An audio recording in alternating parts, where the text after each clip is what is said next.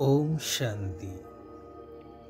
दयार सागर परमात्मा पितांकर दयाशील आत्मिक संतान मानंकु हृदयर सहित शुभ सकाळर शुभ अभिनंदन जणाई आजिर प्रभु चिंतनर आलोचना परिसर को समस्तंकु स्वागत जनाउछि।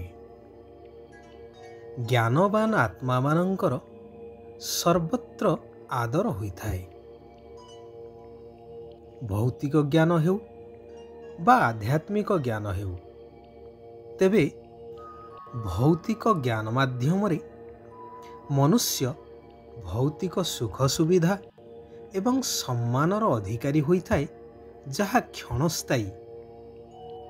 हेले आध्यात्मिक ज्ञान द्वारा अविनाशी प्राप्ति सुख शांतिर होइथाए, जेहेतु आध्यात्मिक ज्ञान द्वारा आत्मा सर्वसंपन्न होई पंच प्रकृतिर मालिक होइथाए।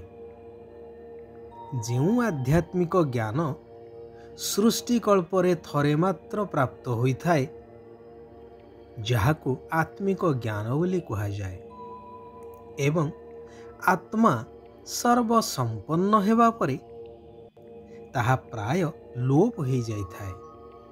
जेउ कारणरू ताहा कौनसी शास्त्र पुराण रे विस्तार पूर्वक स्पष्ट रूप रे दृष्टिगोचर हुए नहीं। फलस्वरूप सारा विश्व आत्मविस्मृत होई आत्मा ए सृष्टि रंगमंच रे अभिनय निमित्त जो देहरूपक वस्त्र परिधान करि थाए, सेही वस्त्र को निजे बोली भावी देह सर्वस्व हो जाउछि। तेणु दया, क्षमा, सुख, शांति आदि सद्गुण को भूली देह अहंकार रे केवल दुख शांति निजे भोग करिबा सहित अन्य को मध्य दुख शांति दे चली। गीतार महावाक्य अनुसारे यदा यदा हि धर्मस्य ग्लानिर्भवति भारते, वर्तमान ए घोर कलिजुग बा धर्म ग्लानिर समय रे स्वयं निराकार परमात्मा भगवान आसी आत्मज्ञान प्रदान करी आत्मस्मृति फेराई आनी पुनः आत्मा को दैवी गुण संपन्न कराई सुख शांतिर अधिकारी कराउछंती एवं कहउछंती, मधुर आत्मिक संतानगण तुम मानंकु मो श्रीमत प्रति पूरा पूरा ध्यान देबाकु हेबो। बाबांकर निर्देश हैला, पिला माने मते मने पकाओ, मु जिए जेपरी ठीक सही भली, अर्थात निजकु बिंदु आत्मा निश्चय करी ज्योतिर्बिंदु शिव पिता को मने पकाओ। ज्ञानी तो आत्मा होई अन्य मानंकर सेवा करी चलो, अर्थात सारा संसार जेहेतु आत्मविस्मृत निजर वास्तविक स्वरूप को भूली जाइछंती, तेणु सेमानंकु आत्मा एवं परमात्मांकर वास्तविक परिचय प्रदान पूर्वक कल्याण करी चलो।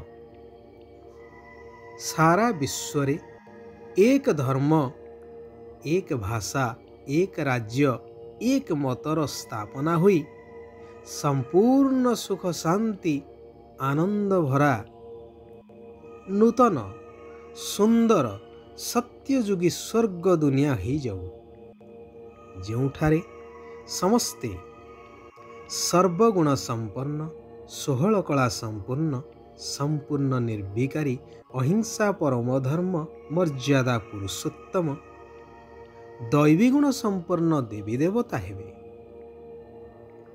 जेउ श्रेष्ठ देवी देवतांकर वर्तमान भव्य मंदिर मान तैयारी करा जाई भक्तिर सहित गायन ପୂଜନ ହେଉଛି।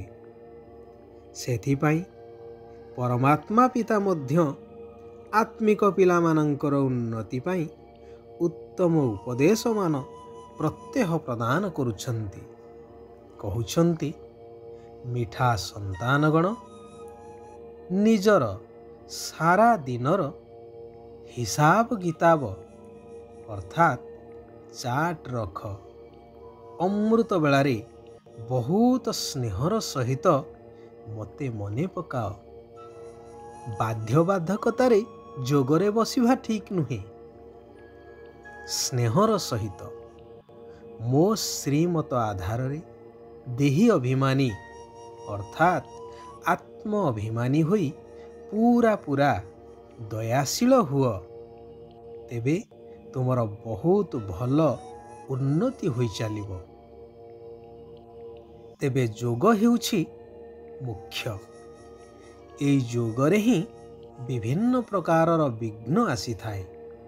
ମୁଖ୍ୟତଃ ଅତୀତରେ ଯେଉଁ ସବୁ ବିକର୍ମ କରିଛ, ତାହା ହିଁ ଯୋଗରେ ବସିବା ସମୟରେ ବିଘ୍ନ ରୂପ ହୋଇଥାଏ। ବାରମ୍ବାର ତାହା ସ୍ମୃତିକୁ ଚାଲି ଆସିଥାଏ ଏବଂ ଏକାଗ୍ରତାକୁ ଭଙ୍ଗ କରିଥାଏ।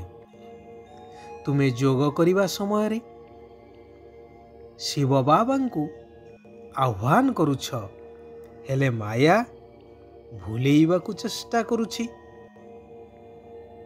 ସେଥିପାଇଁ ତୁମେ ଯୋଗର ଚାର୍ଟ ରଖ। ଦେହୀ ଅଭିମାନୀ ହେବାର ପରିଶ୍ରମ କର। ତେବେ ପୂଜନ ଯୋଗ୍ୟ, ଗାୟନ ଯୋଗ୍ୟ ହୋଇଯିବ, ଅର୍ଥାତ୍ ଭଗବାନଙ୍କର ମାଳାରେ ଆସିଯିବ। ଯଦି ଯୋଗରେ ବସିବା ସମୟରେ ମିତ୍ର ସମ୍ବନ୍ଧୀ ଖାଇବା ପିଇବା ଇତ୍ୟାଦି ମନେ ପଡ଼ିଲା, ତେବେ ନା ବିକର୍ମ ବିନାଶ ହେଇପାରିବ, ନା ଆତ୍ମାର ଉନ୍ନତି ହେଇପାରିବ। କେବଳ ବସି ବସି ସମୟ ନଷ୍ଟ ହିଁ ସାର ହେବ। କୁହାଯାଏ ନା, ଯାଉ ଆସୁ ଦିନ ଯାଉ, ଶରୀର କୁଶଳ ଥାଉ। ସେଥିପାଇଁ ଏକାଗ୍ରତାର ସହିତ ଏକ ନିରାକାର ଶିବ ବାବାଙ୍କ ସ୍ମୃତିରେ ବସିବାର ଅଭ୍ୟାସ ଦରକାର। ପ୍ରତ୍ୟେକ କର୍ମ ଶ୍ରୀମତ ଅନୁସାରେ କରିବାକୁ ହେବ। ସମ୍ପୂର୍ଣ୍ଣ ଦୟାଶୀଳ ହୋଇ ସର୍ବ ଆତ୍ମାଙ୍କର କଲ୍ୟାଣ କରିବାର ସେବା କରିବା ଦରକାର। ଯୋଗରେ ସମ୍ପୂର୍ଣ୍ଣ ଶକ୍ତିଶାଳୀ ହେବା ଉଚିତ। ଏଠାରେ କହି ରଖେ, ଯୋଗ କହିଲେ ମୁଁ ଆତ୍ମା ଏହି ନିଶ୍ଚୟ କରି ମୁଁ ଯେଭଳି ବିନ୍ଦୁ ମୋର ପିତା ବା ସର୍ବ ଆତ୍ମାଙ୍କର ପିତା ନିରାକାର ପରମାତ୍ମା ସର୍ବଶକ୍ତିମାନ ମଧ୍ୟ ଜ୍ୟୋତି ସ୍ୱରୂପ, ତାଙ୍କ ସହିତ ଯୋଗସୂତ୍ର ରକ୍ଷା କରିବା। ଦେହକୁ ସମ୍ପୂର୍ଣ୍ଣ ଭୁଲିବାର ଅଭ୍ୟାସ କରିବା। ଜ୍ଞାନବାନ ଆତ୍ମା ହୋଇ ବ୍ୟର୍ଥକୁ ଜାଣିବା ସହିତ ତାକୁ ସମାପ୍ତ କରିବା ତଥା ପରିବର୍ତ୍ତନ କରିଦେଉଥିବା ସ୍ୱାଭାବିକ ଯୋଗୀ ହୁଅ। ସେଥିପାଇଁ ମନ ଓ ବୁଦ୍ଧିକୁ ବ୍ୟର୍ଥଠାରୁ ସର୍ବଦା ମୁକ୍ତ ରଖ। ଜ୍ଞାନବାନ ଓ ଶକ୍ତିବାନ ହୁଅ। ତେବେ ଭୁଲ ଠିକକୁ ବୁଝିପାରି ପରିବର୍ତ୍ତନ କରିପାରିବ। ବ୍ୟର୍ଥଠାରୁ ବେପରୁଆ ହେଇଯାଅ, କିନ୍ତୁ ମର୍ଯ୍ୟାଦା ପାଳନ କରିବାରେ ବେପରୁଆ ନୁହେଁ। ସାଧୁ ସାବଧାନ। ଆଚ୍ଛା, ଆଜି ପାଇଁ ଏଇଠାରେ ଆମେମାନେ ବିରାମ ନେବା। ଆସନ୍ତାକାଲି ପୁନଃ ଆତ୍ମାର ଉନ୍ନତି ପାଇଁ ସେହି କଲ୍ୟାଣକାରୀ ଆତ୍ମିକ ପିତା ପରମ ପିତା ପରମାତ୍ମାଙ୍କର ଆଉ କିଛି କଲ୍ୟାଣକାରୀ ମହାବାକ୍ୟକୁ ଶ୍ରବଣ କରି ନିଜ ଜୀବନରେ ଧାରଣ କରିବା। ସାରା ବିଶ୍ୱର କଲ୍ୟାଣାର୍ଥେ महान सेवा करी चलिबा। ओम शांति, ओम शांति, ओम शांति।